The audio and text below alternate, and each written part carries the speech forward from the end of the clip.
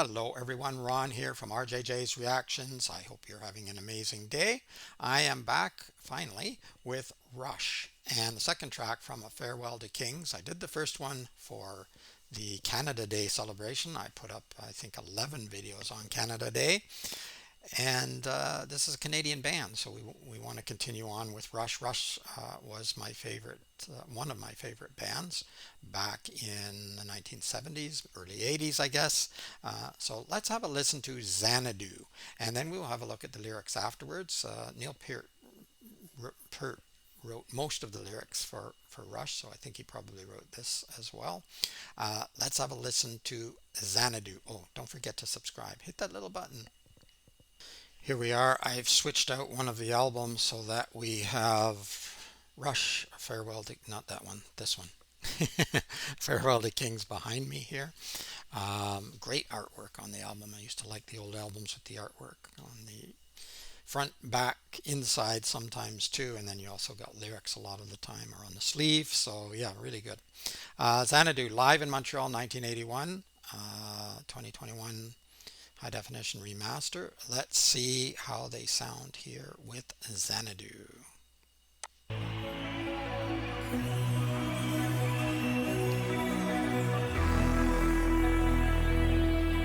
The question that you tend to ask the most often is what if? I think if you had to simplify a motivation or simplify a moving force in our music, that would probably suffice.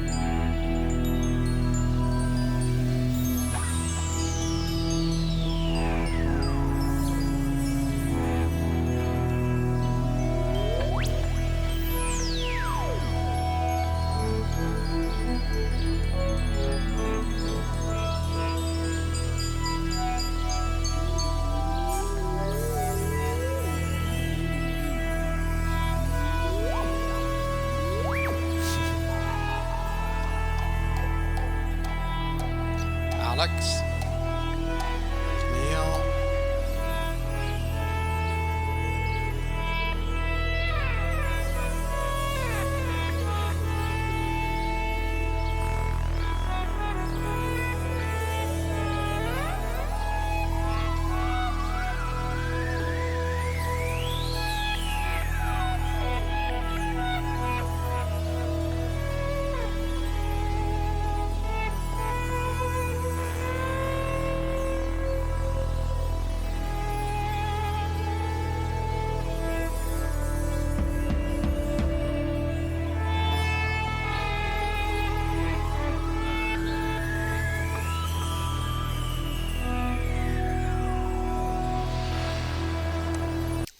It's a long instrumental introduction, and what's amazing about it is that it takes you on a journey by itself before we even get into the lyrics, before we even get into the Geddy Lee's singing. Also notice obviously the double neck guitar here, and Neil Peart's drum kit. It's always astounding to me how much he has there to play with and how well he plays it as on top of that. Just back it up a tiny bit.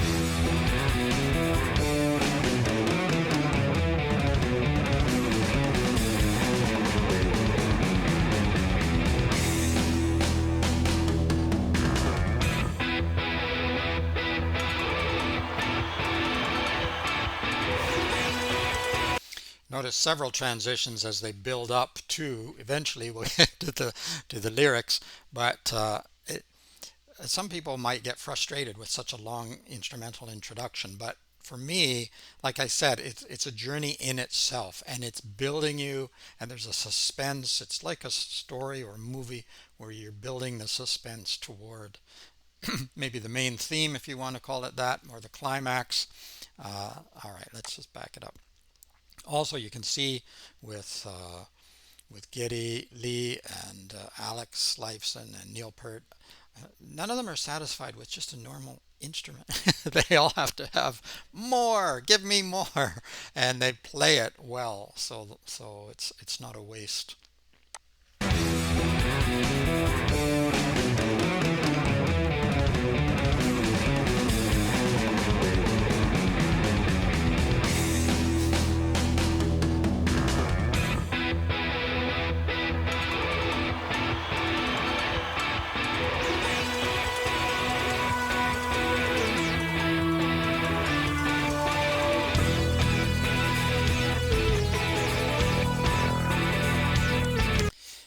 Yeah, this is going to be a long video. You can see that Alex, you can't see it here because I stopped at the wrong spot, but he's playing the top of the guitar now. Somebody can maybe explain to me the difference between the bottom and top of these basses or guitars.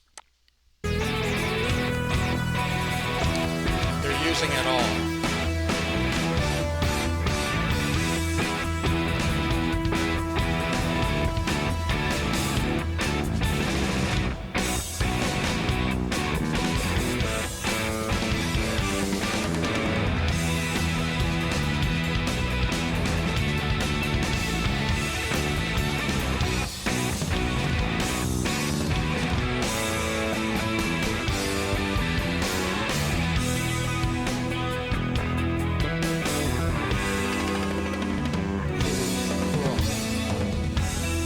Nice.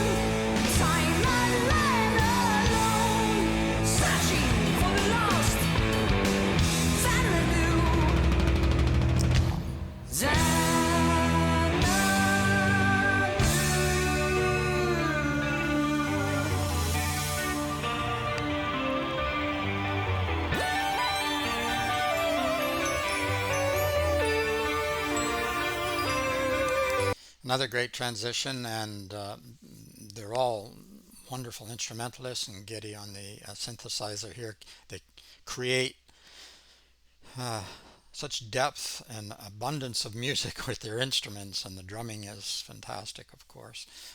Really, really well done. Also, sometimes they sing about deep or complicated topics, and this is no different, seeking for a kind of paradise, I think.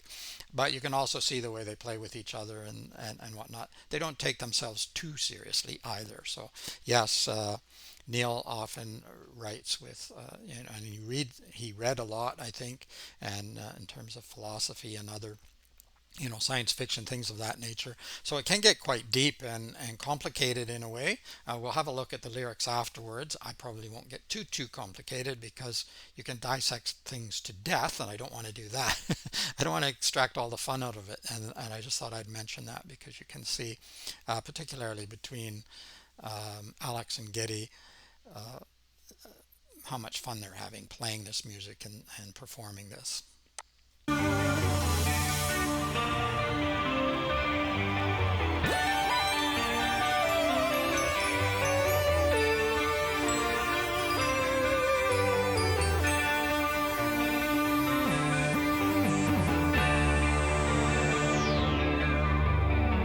To stand within the pleasure dome, decreed by Kubla Khan, to taste anew the fruits of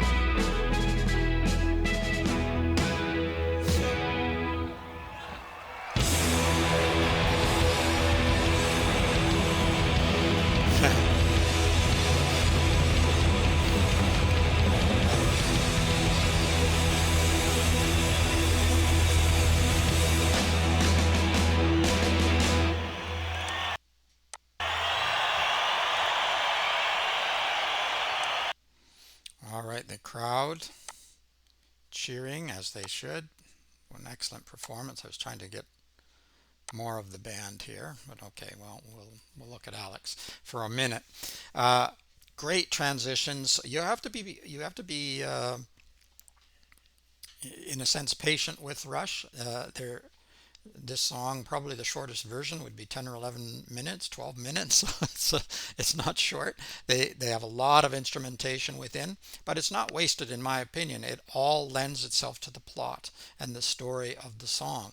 And and I love instrumentation anyway. I love classical music too, which has no lyrics. So if you sit back and allow yourself to just get enveloped in the music, and then the lyrics as well are so great. Neil writes some amazing lyrics, and also enjoy the music too. You don't have to get too deep into it. You can if you want to, but you don't have to. You can just enjoy it as it plays through. And Geddy's voice is very different.